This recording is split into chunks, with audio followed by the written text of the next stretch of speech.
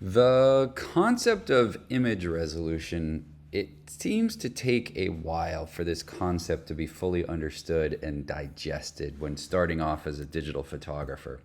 So this is going to be one of the many videos or lessons that you will see within our department regarding image resolution. So I'm going to use Photoshop because it's very easy and I can just make up any picture here, and I'm just going to, pretend that this is a photograph. So in the image size of this image, it's an 8 by 10 at 300 pixels per inch. Okay, I created a blank document at that size.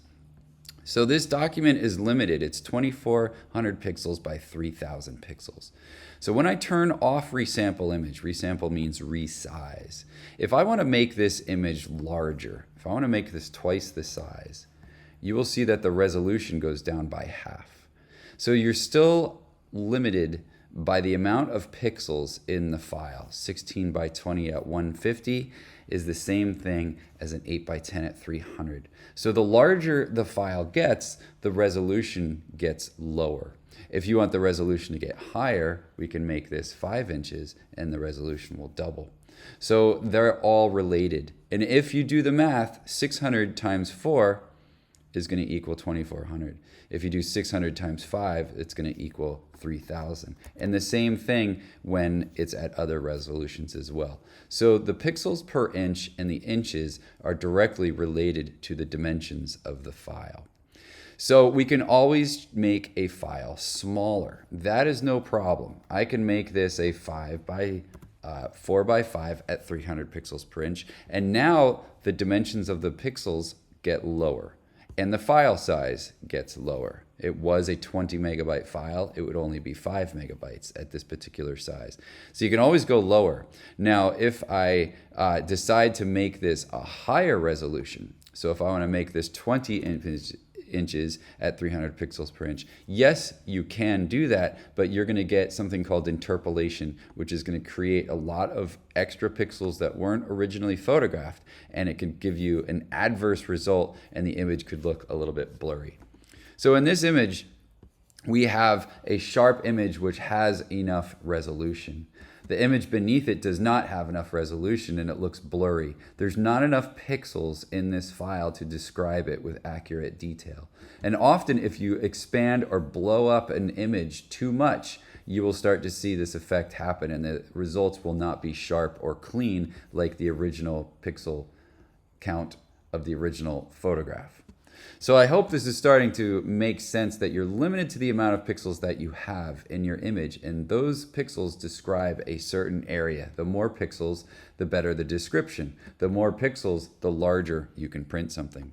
So coming into here, how does this all relate to our cameras? We have a Canon R5 that I'm going to look up here, and I'm going to go to the specs of the camera, which zooms me all the way down. And what I need to do is look at the file size, and this records a photograph of this particular size of pixel dimensions. So what does that mean? If I take 8,192 pixels and multiply that times 5,464 pixels, this gives me a 44 million pixel camera. So this is known as a 44 megapixel camera. But let's look at these sizes again in Photoshop. What does this mean? What can we do with this particular file? So we're going to take this size. So I'm going to keep this over here so I can see it. And in Photoshop, I'm going to create a new document with those pixel dimensions. So it's going to be 8192 5464. So I'm going to do I'm going to switch this from inches to pixels. So it's going to be 8192 and the height is going to be 5464. And resolution doesn't matter, okay? Resolution isn't going to matter yet. This is just the amount of total pixels in the file, and when you multiply them, it's like square footage of a room calculating area. So this could be our mountain range that we photographed and our beautiful lake in front, and we've got some trees.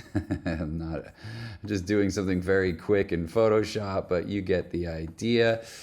And we'll put a cloud up there. So anyway, with this particular shot, when I go to the image size, there are those dimensions of that file. What this is telling me at 300 pixels per inch, which is what most inkjet printers will print at, is that I can go about 18 by 27 inches for this particular file. Now, if I need to make this a larger file and let's say print this at 40 inches, my resolution is going to go down. So the larger the size, the lower the resolution with this finite amount of pixels in the file.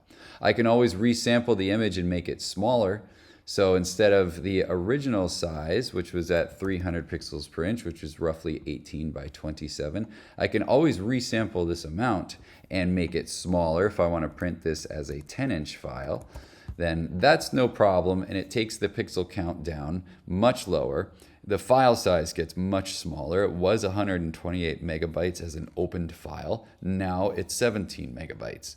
So I can always make it smaller, but should I choose to make it larger, that's where I can run into interpolation and potentially the image could get softer. Now there are a lot of softwares, including Photoshop, which can make certain files larger, but it helps if you have a lot of data to begin with to make it larger. If you're dealing with something downloaded off the internet that's a very small file to begin with, you can't really work miracles and make giant posters out of it without it looking very blurry and smeary and smudgy. Now AI could fix this, so that to be continued as far as that topic goes, as that technology develops.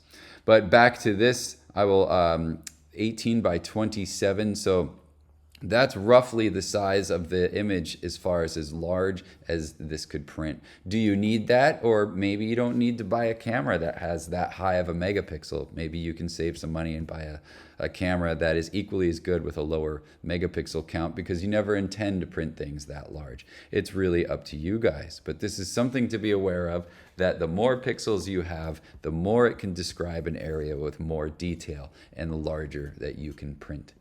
One last note, so should you want to try to figure out what your camera can do, or if in your Lightroom and you haven't gotten into Photoshop yet and you don't understand that kind of technology, you can take that resolution of that camera, so 8192, and simply divide it by the resolution of what printers print at. So if I divide this by 300, then I will know that this is going to be a 27-inch file. So that's the width size, the longest wide size that camera can photograph at. So you can look up all sorts of camera and divide it by the resolution of 300, and you will see what the file size will print at that resolution. Now there are other printers out there that print at different resolutions. So if I have 8192 and I plan to print this on like a poster printer or something like that where it's meant to be seen from far away, then you could get away with a smaller resolution. So I might print that at 150 pixels per inch.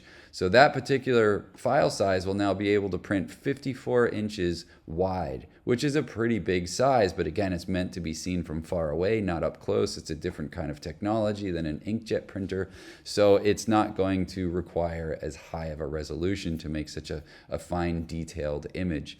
So anyway, this is one way that you can start to figure things out. If you know your output that you're going to use the most, the resolution of your output, you can divide the pixel count by that output number of resolution, and that will give you the inch size that we can print at and work with.